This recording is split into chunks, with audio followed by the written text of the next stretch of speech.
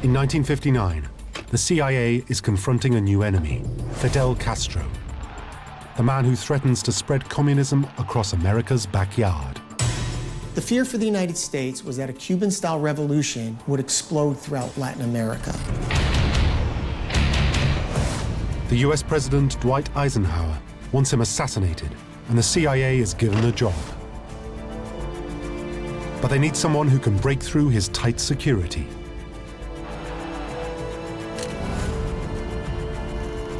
Their unlikely weapon, a 19-year-old woman named Marita Loren. She was the natural choice because she could get through all of the protective layers that Fidel had around him, and she could get into his bed. This is the story of one of the most extraordinary CIA operations of them all. It will involve the mafia, a Watergate burglar, and Castro's lover. He looked at me. Did you come to kill me?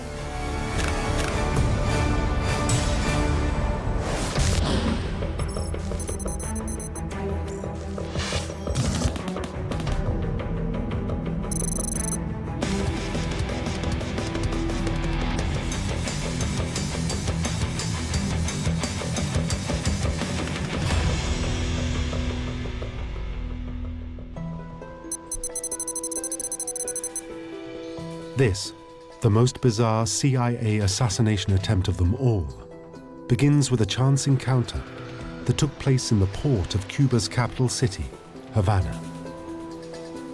A 19-year-old German-American woman named Marita Loren is on the deck of her father's cruise liner, the MS Berlin. I was on board the ship. My father was sleeping. I saw this launch coming, and it was coming closer and closer. And then finally, they stood up and waved. And I saw that they all had guns and all wore green uniforms and had beards. The launch came up very close, and he just held on to the railing. He looked up, and I looked down. He said, "I'm coming up." And I said, "No." And he said, "Yes." And I said, "Well, who are you?" And he just looked at me, and he said, "This is Comandante Fidel Castro."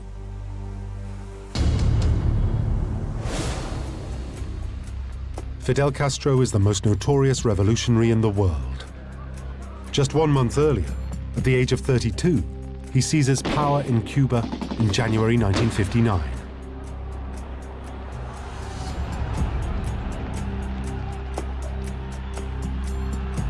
He overthrows an American-backed dictator and turns his people against the United States.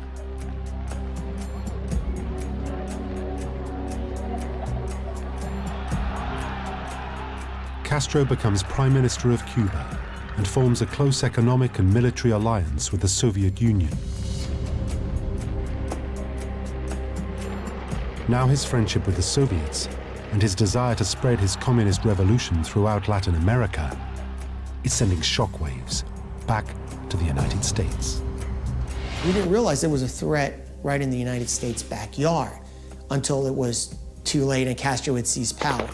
We had to focus our attention because this had the potential to become a communist base in our hemisphere. Cuba is only 90 miles away from the American coast. Cuba was so close to the United States and was potentially a place where missiles could be launched directly against the United States. I mean, what a strategic advantage Fidel had. Eisenhower recognizes that Castro is a serious emerging threat to the US that needs to be dealt with.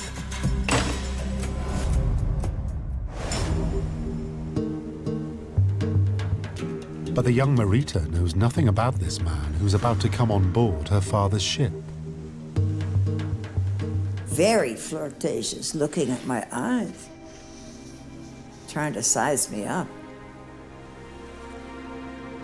As they come together, 19-year-old Marita Loren is swept away by Castro's charisma. And I I saw his eyes, and that was it. Lost in love. I fell in love. And that's the first time I kissed him. And then my father stormed in. And that's that picture of me sitting at the table with the first officer and Fidel, and immediately I pulled my hand away so Papa wouldn't see. Marita's father invites Castro to stay for dinner that evening before he takes his ship and his daughter back to New York. I remember standing on the top deck when we pulled out of the harbor and missing him and feeling terrible. I've got to see him again. As soon as Marita returns to the city, Fidel Castro calls and invites her back to Cuba. This is the beginning of a passionate love affair. I hadn't even unpacked.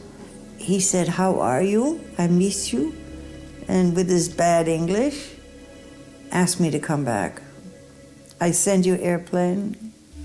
And I ended up back in Havana with the same suitcase I hadn't unpacked.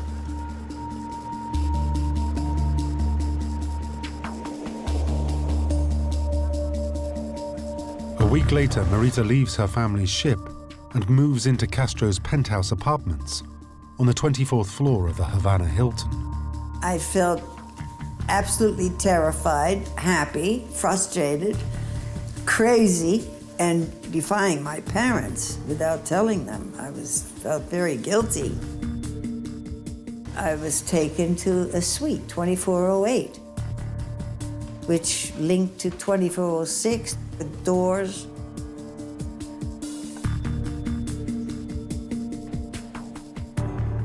The first thing I remember, the smell of cigars. This is his place. I look around and there's all his uniforms and this beautiful music. It was a record that never stopped. It played over and over and over again. And boots turned upside down and ashtrays with cigars in it. And then I see toys. Little tanks.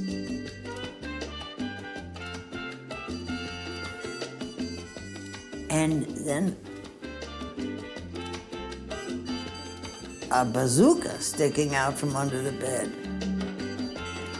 This was where Fidel was living, and that kind of scared me a little bit, but I don't have anywhere to go. Even if I tried, the whole hall was filled with bodyguards, and it was Fidel's suite.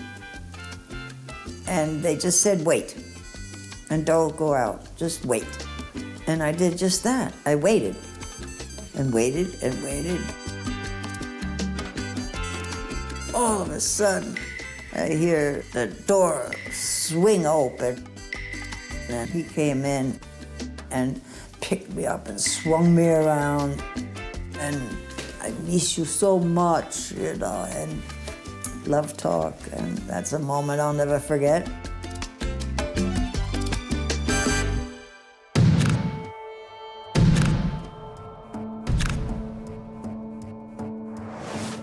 The CIA has been looking for ways of getting to Castro, and they've just stumbled on their first big break. He would have very close access to Fidel. Fidel, I'm sure, had very, very tight security. He would have bodyguards with him, protective detail wherever he went. Oh, Fidel Castro, from the very beginning, enjoyed very, very good personal security. Very good. It's comparable to the best anywhere in the world. He created one of the world's best intelligence and counterintelligence organizations. Back in Washington, CIA agents realize that 19-year-old Marita Loren's may be exactly what they are looking for. Here you have one of the prime targets by the U.S. government and the CIA, Fidel Castro himself. So anybody that's accompanying him, around him, or anywhere connected with him is going to be known in detail by U.S. intelligence. The CIA realizes Marita could be a valuable asset, and they are studying her every move.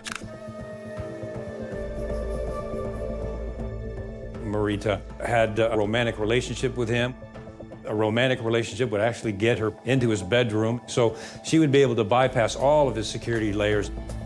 She would be the ultimate recruitment target for the CIA and for the US government. No one could track him down except for this one person who was his lover.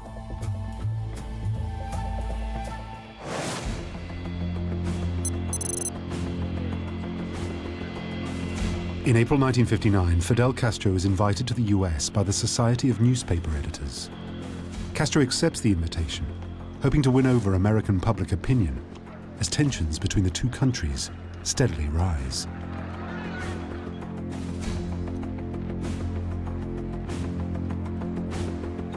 Marita accompanies him on their 11-day visit.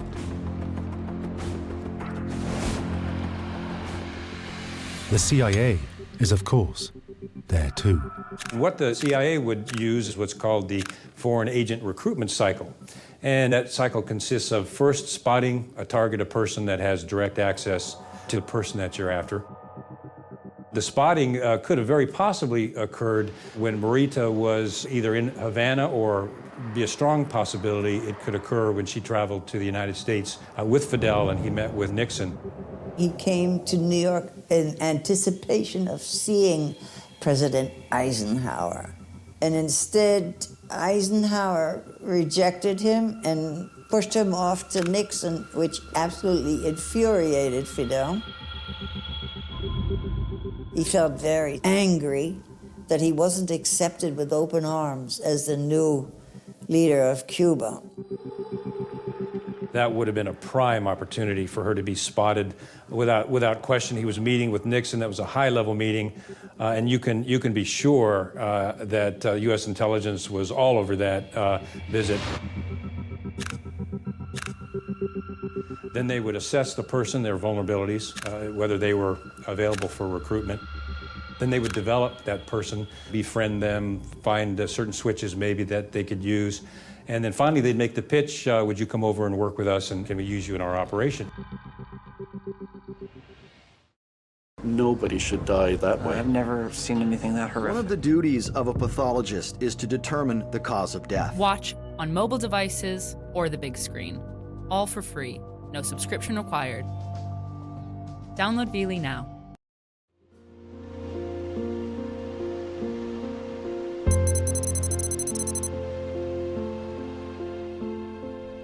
After 2 blissful months, Marita learns that she is pregnant with Castro's child.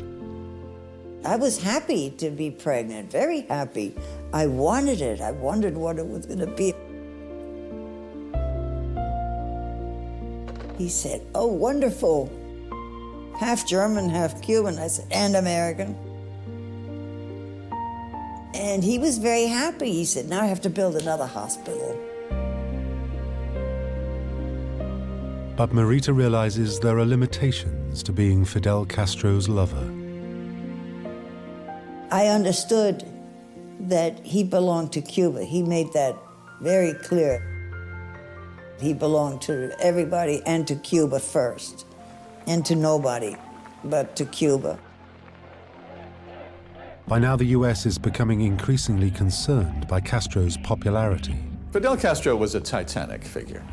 When he won power on New Year's Day in 1959, he had come down from the mountains of Cuba after a 2-year insurgency. He was the hero of the Cuban population. He was a young man, he was 32 years old, and there was an appeal, the beard and the costume that he cultivated very, very carefully, almost never being seen out of that guerrilla costume. He was admired in much of Latin America, especially among the youth, the university students, the nationalists, and of course the radical left. It was just weeks after he won power, and Fidel began very stridently attacking the United States in speeches. He did this in speech after speech. He denounced the United States. If the Americans don't like what is happening in Cuba, they can land the Marines and then there will be 200,000 gringos dead. Even if the Yankee imperialists prepare a bloody drama for America, they will not succeed in crushing the people's struggles. They will only arouse universal hatred against themselves. and such a drama will also mark the death of their greedy and carnivorous system. It is the end of 1959, and US-Cuban relations are deteriorating rapidly. It looked pretty clear now that Fidel was abandoning any pretense of democracy, of fair government, of human rights. He began to support violent incursions, interventions against other Latin American leaders. He was aggressively exporting the Cuban Revolution to other countries. And the thinking in Washington was becoming much more focused on, we've got to do something about this. It is now that the US government realizes that Castro must be removed. The CIA were highly regarded in Washington in those days, and the belief was that covert action against Castro was the best instrument to use.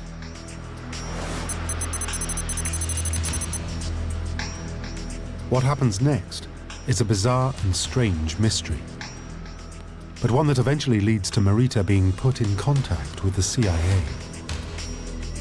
Marita is alone in Castro's penthouse apartments in the Havana Hilton. The birth of their child is predicted for the beginning of December, and Marita has just ordered her room service breakfast. Everything was fine. Getting big, getting ready for the baby. I had ordered breakfast, and I drank the milk. I felt dizzy. I said, well, maybe this is just because of the pregnancy. But no.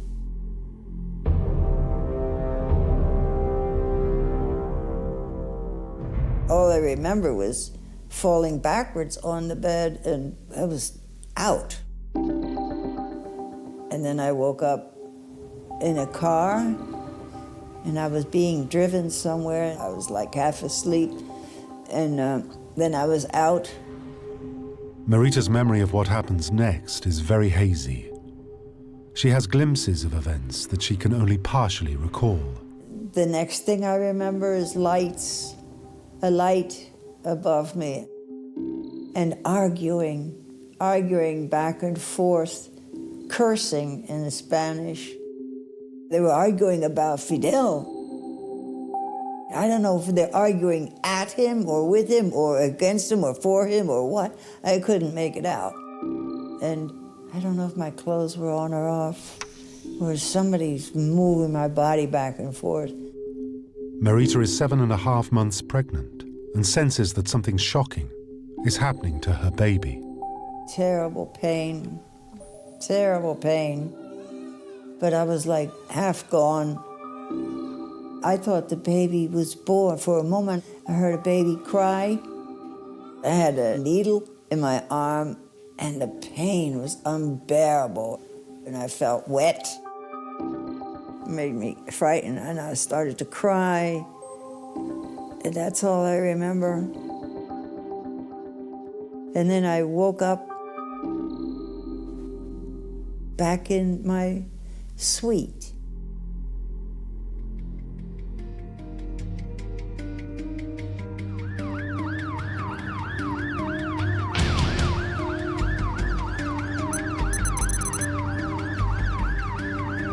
Marita is so ill, one of Castro's aides arranges for her to fly back to New York for urgent medical treatment.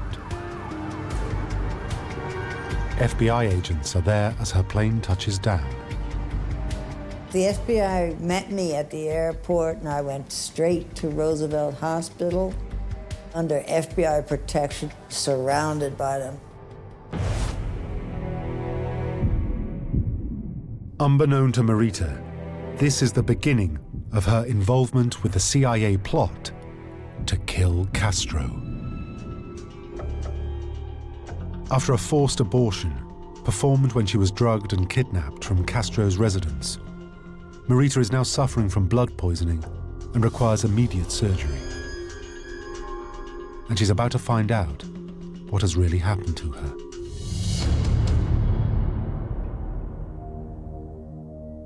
It is apparent that she underwent a forced abortion in Havana.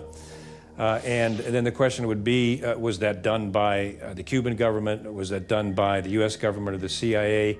And based on my knowledge of the kind of operations that happened back then, personally, I don't think the CIA would have done that. It would be my opinion, perhaps, that Castro himself may have been behind that. He had several lovers, and it's very possible that Marita was not the only one. And if a child was born, it could have caused him possibly some political ramifications.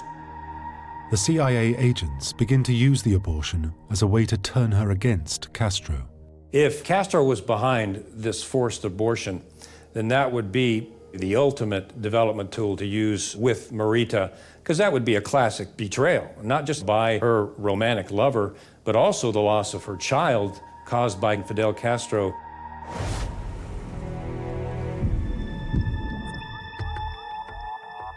The CIA now initiates its plan to turn Marita into their assassin. The next step in the recruitment cycle is called development. And at that point, they would approach Marita and begin developing her. First, the CIA agents play the good cop and try to win her confidence.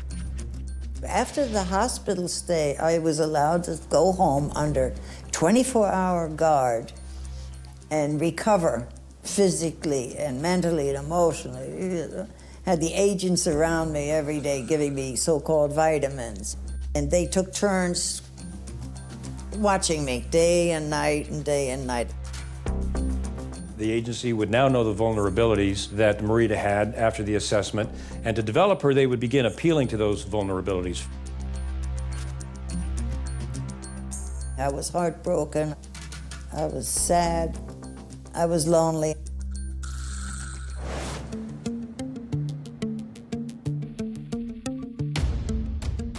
She was betrayed. She had an abortion, a child that obviously she loved and wanted to keep. She was emotionally traumatized. She wound up in a US hospital alone. So they'd begin appealing to that. They started this program of, let's get even with him. He did this to you. Let's get even with him. He didn't do anything about it, left her in the cold. So he wasn't the person that she thought he was. I was 19. I was very naive when it came to matters of politics or international foreign policy affairs or love affairs. They're going to try to convince her that the United States is the good guy and Fidel Castro is the bad guy. They repeated things over and over and over again about Fidel doing this, Fidel that, Fidel this. I would have these crying jags where I would curl up into a ball and cry my eyes out and wanting the baby and throwing things, and they would give me pills to calm me down. They would say that's the anger coming out and you have to do something to get rid of that anger, Before the CIA agents can go any further with Marita, they need to know that she has been telling them the truth about her past. The next very important step is you have to vet the person, the target. It's critically important because we've had many times, many cases where a person has come over and they've become a double agent or were a double agent. So to vet, in this case, Marita, the agency would have to corroborate all the information she provided. Her trips back to Havana, all her records would be checked, her travel records, the people that knew her over there, if we had access to them, and the procedure would not proceed forward until the agency was absolutely convinced that the information she was providing was credible.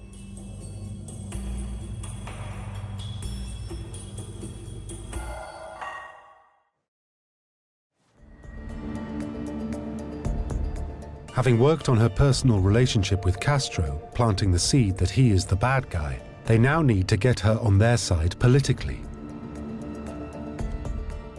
The CIA agents begin to dig deeper into Marita's past.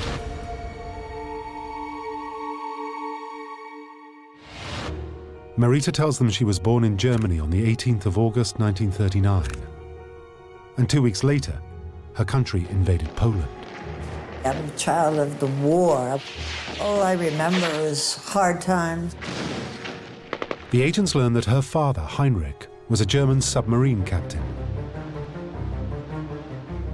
Marita informs them that her mother, Alice, was a spy for both the French resistance and the British intelligence during World War II. My first memories of her were in the basement where she would do Morse code, da-da-da-da-da-da-da. She tells them that in 1944 her mother's cover was blown and that she was thrown into the Nazi German Bergen-Belsen concentration camp. Marita, then only 5 years old, accompanied her there. I was incarcerated in an SS home and then transferred to Belsen. At the end of the war in 1945, the Belsen concentration camp was liberated, and Marita says she was finally rescued. It was this British ambulance driver that found me half dead under a bunk in Belsen and pulled me out.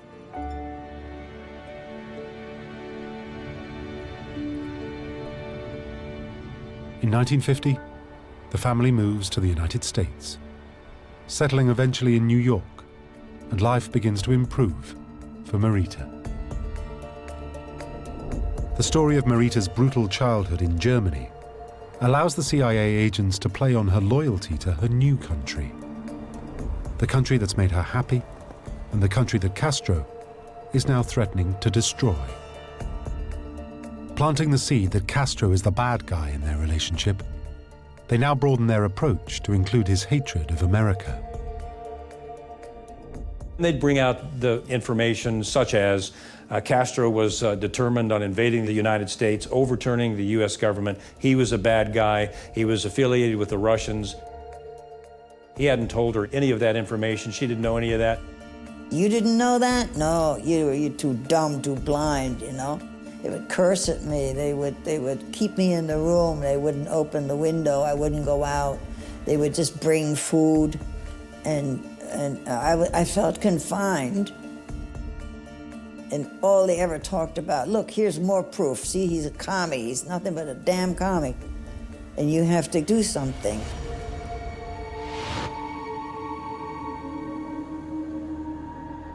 Having now softened Marita up, the agents come clean and ask her to join them. The final step in the recruitment process would be the pitch. And that's when you actually ask the person to come over and work for the CIA, U.S. intelligence, and ultimately the U.S. government. The CIA said to me, now you can work for us. After weeks of developing Marita, she agrees to join them. Only now do the CIA agents finally disclose the real purpose of their mission. We want you to take him out. And I said, you what? You trying to tell me to kill him? And they said, well, we don't use those words. It's just kind of neutralizing him. Look, can you just put something in his food and put him to sleep? You would never know, and you would leave. I said, I can't kill him. The CIA now ramp up the horror of a world under Castro's control and try to explain to Marita that the future of the United States is at stake. They would have to have her so convinced that Castro had absolutely betrayed her, that his sole aim was to invade the United States and overturn the U.S. government, that the lives of millions of American people were at stake, that the U.S. Constitution was at stake, and possibly a nuclear war was at stake. And she was one of the only ones that could stop that. And I started to believe them. You're going to be a good citizen, and I wanted to be good. I didn't want to be bad. You have to do this. You have to do this not just for you and your freedom, but for the United States and the people in the United States. 90 miles away, you know, that's how close he is. You could almost walk there. You could jump a puddle, you know. That's how close he is. Just think of it, Marita. You will save this country from the evils of communism. And how proud my mother would be, and how proud we would be. And I would have a star in the CIA building in Langley. Eventually, it seems the CIA tactics have worked.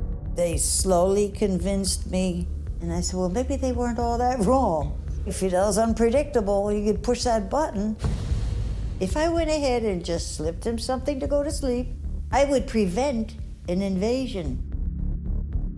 And then I thought, I have to go back and kill him.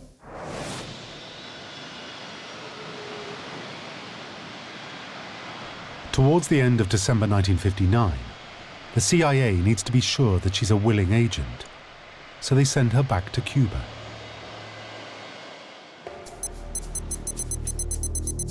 Marita enters the country as an American tourist, but her real task is to gauge how Castro will react to seeing his lover after 6 weeks recuperating in New York. They wanted me to not be absent too long from Fidel. They didn't want him to think that I had become a turncoat and working for them now. If Marita was sent by the agency back to Havana, that would be a vetting process. Obviously, if she was a double agent or if she had provided false information and went back to Havana, she would stay there. I had the keys to the suite, room 2408, and I could just walk in and walk out. And the toys are still there, the music is still there, the boots are still there, his clothes are still in the closet. So if she went there and she behaved the way that her handlers in the U.S. had told her to do, did the things that they told her to do, and then if she came back, then that would be a very, very good indication that she was indeed now properly assessed and recruited. Marita passes the test. The CIA now prepares the assassination plan.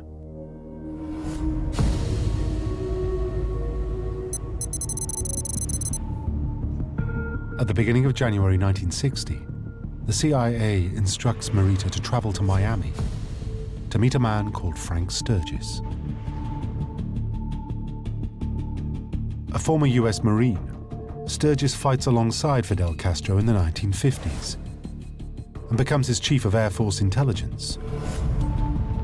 But when Sturgis realizes the direction Castro's revolution is heading, he changes sides, and now he's working for the CIA.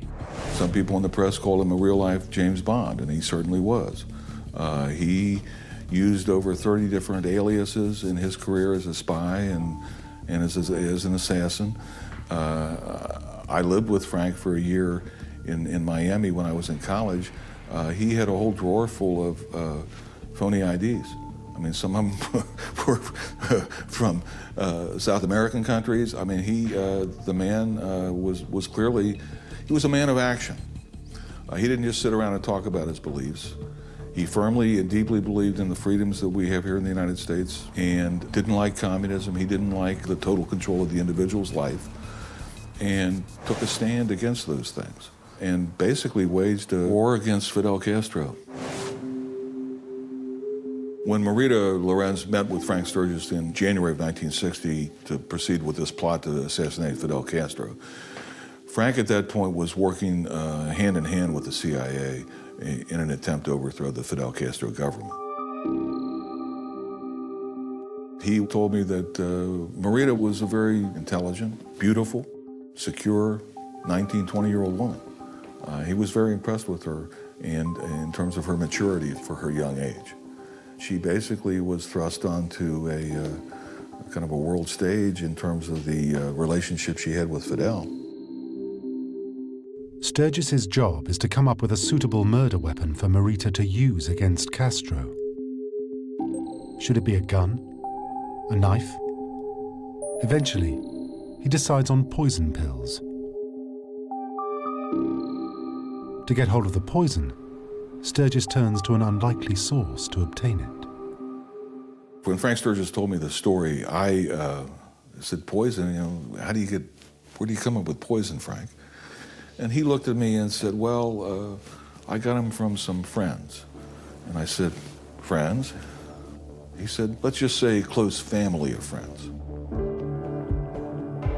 And of course I knew he was talking about the mafia. The thought that the CIA working with the mafia is not such a far-fetched idea. The mob had controlled much of Cuba's gambling interests for 50 years. But when Castro came to power, he kicked them out. The mob knows that if Castro is taken out, they can move back in.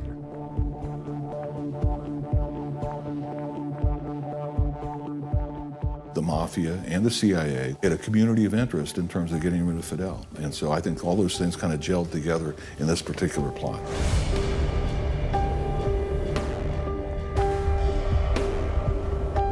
It is clear, and there is documented evidence, that between 1960 and 1965, the CIA did approach the mafia to obtain the poison pills to use against specifically Castro.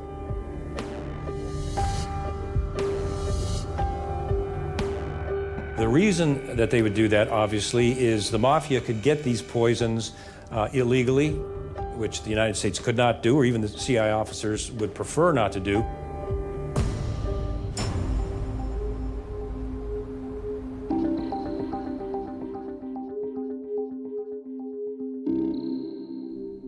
Sturgis gives Marita the pills containing botulism toxin. The weapon is very carefully chosen. They are not traceable. They would dissolve completely and invisibly in liquid. There will be no odor or taste. Critically, they will be easy to use for someone emotionally involved, because the death will not be unpleasant.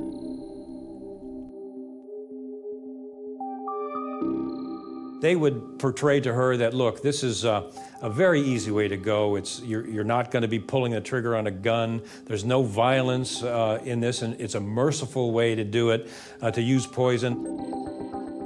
Really, this is the most painless, soft way to do it. Castro won't suffer at all.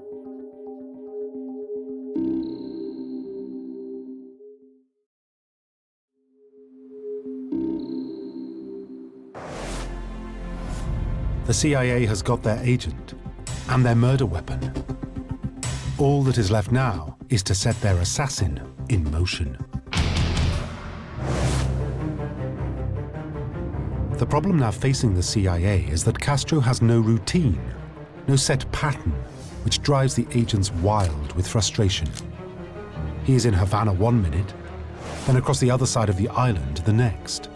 Even his closest associates have little idea where he will be spending the night. He had no hours, he had no timing. Nobody could make an appointment with him. He was always 6 or 8 hours late. His watches meant nothing. He would come and go as he pleased and he wished. Nobody ever knew what he was going to do. He was a pretty hard target, so they would have to find out a routine, a habit, something that would occur pretty regularly so they could have things set up to occur at that time or that place. Eventually, CIA agents spot a pattern. Castro gives regular public television broadcasts to tell his people how they are all benefiting from the revolution. The CIA agents discover that whenever he is going to make a live television speech, he stays at his penthouse in the Havana Hilton.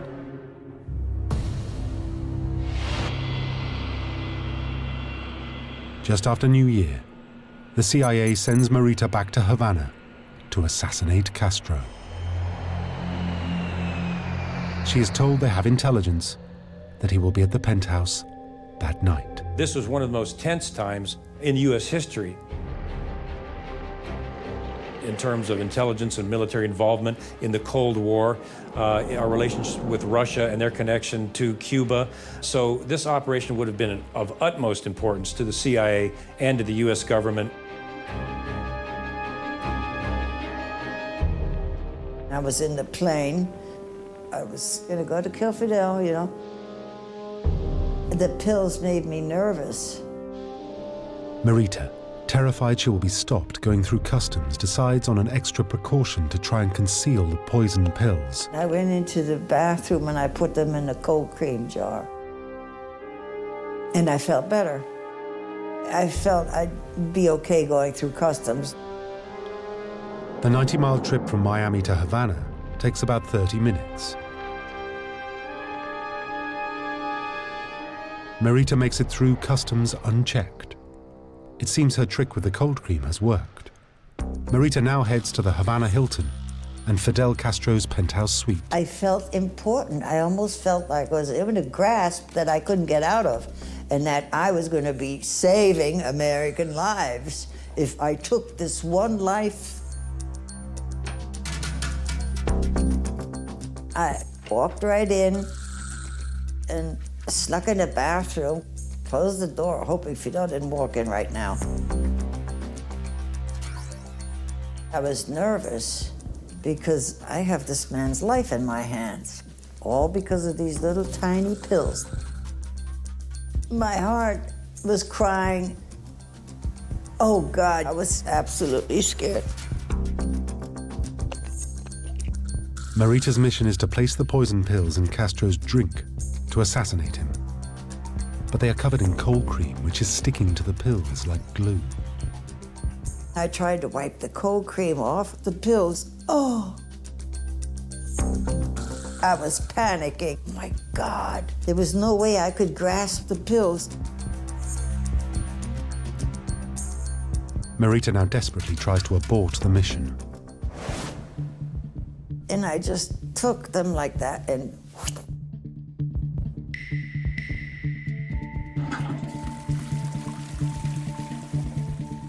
they wouldn't go down, and they kept floating. I was panicking. I thought I heard the door, and Fidel was coming in. I kept pushing the lever down, and one went down, and the other one didn't. And I smelled like cold cream, and Fidel walks in.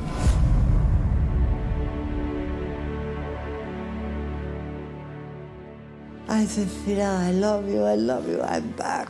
I'm gonna stay, this and that, you know. He lay down on the bed like nothing. He said, you're back. What you been up to, hanging around those Miami people?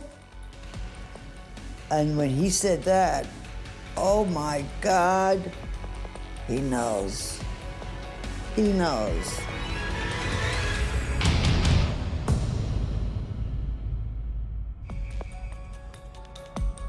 And he just looked at me and shook his head.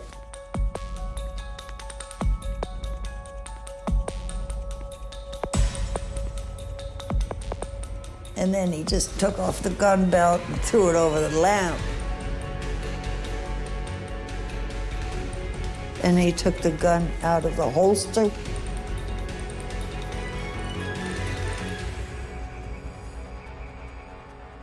I thought that he's gonna shoot me.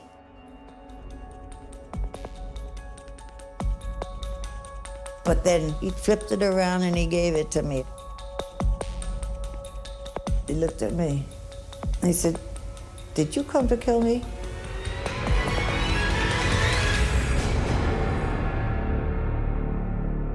He left himself wide open, vulnerable. He turned to his side, you know, like she's got the gun in her hand, what is she gonna do? Who is she really? He was, for a split second, a little nervous. And then he just took a puff of smoke on a cigar and closed his eyes. He said, nobody can kill me. Nunca. Nobody ever can kill me. I ejected the magazine out of the gun, and then I put the gun back in the holster, and then he said, come here.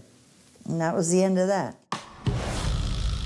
I could have killed him, but I didn't kill him.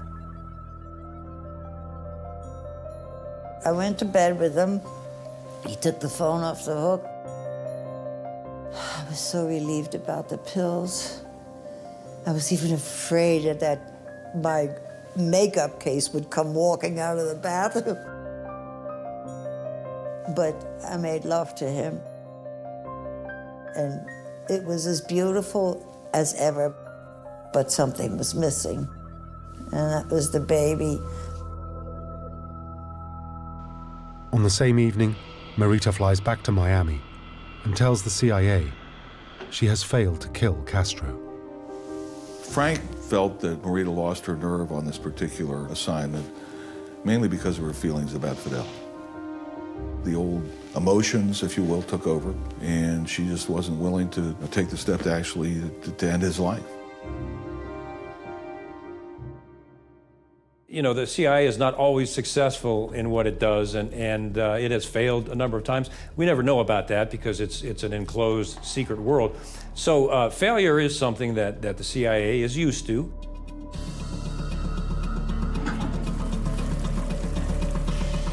So if Marita was not successful in her operation, the agency would just move on to the next plan.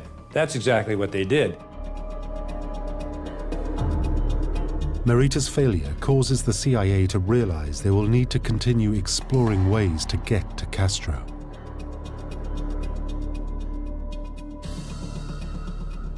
Marita's was the first assassination attempt on Castro's life, and is the closest anyone has managed to get to him.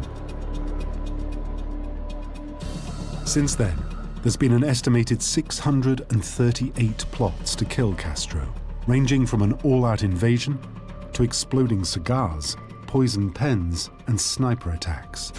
All have failed, and Castro, who steps down in 2008 as one of the longest-serving heads of state in the world, is still alive today. He's survived quite a few assassination attempts. Only a few of them were sponsored by the American government. Many others were sponsored by Cuban exiles who were violently opposed to the Castro government. Fidel survived because he created a very powerful and thoroughly ruthless machine for internal security. He was absolutely ruthless. Whenever he even had a scent of opposition, whether it was a group of Cubans somewhere on the island or some prominent individual in the Cuban leadership, even a hint of opposition was enough to result in that person's political extermination and possibly even their execution. The year after Frank Sturgis gave Marita the poison pills, he helped plan the CIA-funded Bay of Pigs invasion of Cuba to overthrow the Castro government.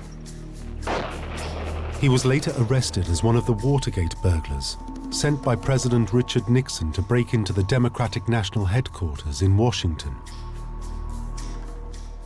Sturgis was imprisoned for 13 months.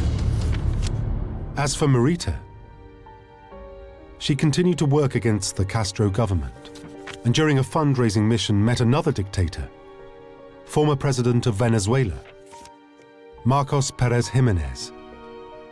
Marita fell in love with Pérez.